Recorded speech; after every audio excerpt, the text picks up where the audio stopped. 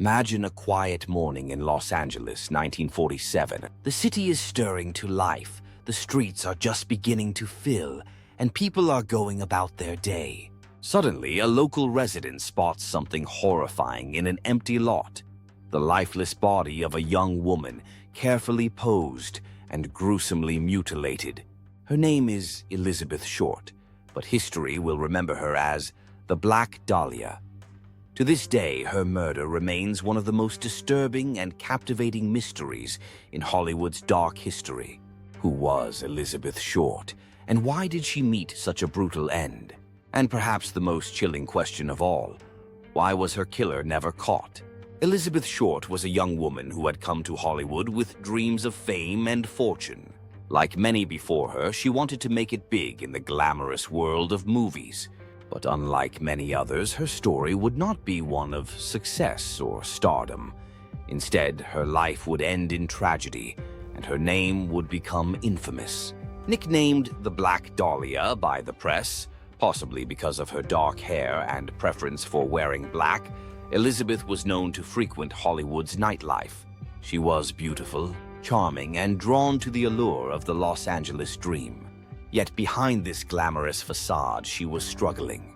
She lived a transient life, moving between hotels and friends' homes, often barely getting by. On the morning of January 15, 1947, a woman named Betty Bersinger was walking with her young daughter through Limert Park in Los Angeles when she saw what she initially thought was a discarded mannequin. But as she approached, she realized the horrific truth. It was the body of a young woman, cut cleanly in half at the waist, her face grotesquely slashed into a disturbing smile. It was a sight that would haunt the city and captivate the nation. The police quickly identified the victim as Elizabeth Short, but what they couldn't identify was her killer. The meticulous way in which her body was displayed suggested someone with a deep understanding of anatomy and a twisted sense of artistry. The LAPD quickly launched one of the largest investigations in its history. They interviewed hundreds of potential suspects, from Hollywood stars to small-time criminals. Elizabeth's relationships and acquaintances were all scrutinized in the hope that someone would lead them to the killer. Despite the extensive efforts, there was little evidence. The crime scene had no blood, indicating her body had been cleaned and moved post-mortem. This level of planning left the investigators puzzled and desperate for answers. Days turned into weeks and the media frenzy only grew. Newspapers dubbed her the Black Dahlia, fueling the story's dark mystique. Rumors spread suggesting she had connections to dangerous figures or was involved in secret affairs. Theories blossomed, with some even claiming her death was part of a larger Hollywood cover-up. One of the most bizarre aspects of the case came in the form of letters sent to the press. Soon after her death, an anonymous sender began mailing Elizabeth's personal belongings to a local newspaper: her birth certificate, address book, photos, and personal notes. The letters were signed with a taunting, "The Black Dahlia Avenger." This person claimed responsibility for the crime but left no real clues as to their identity. Instead, the letters seemed like a cruel game, with the sender almost daring the police to catch them. Who was this mysterious Avenger? A disturbed fan? A spurned lover? Or, chillingly, was it Elizabeth's killer themselves reveling in the attention? Over the years, countless suspects have been considered, but none have ever been formally charged. The case files list over 150 potential suspects, from doctors to actors, from drifters to well-known figures. One of the most infamous suspects was George Hodel, a wealthy doctor with a dark reputation and a deep knowledge of human anatomy, just like Elizabeth's killer.